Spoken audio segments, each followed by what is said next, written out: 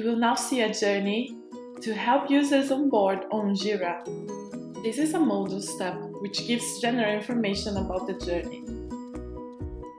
And then we have other steps showing each element on the dashboard, giving us more information about what we can do when we click on the dashboard elements.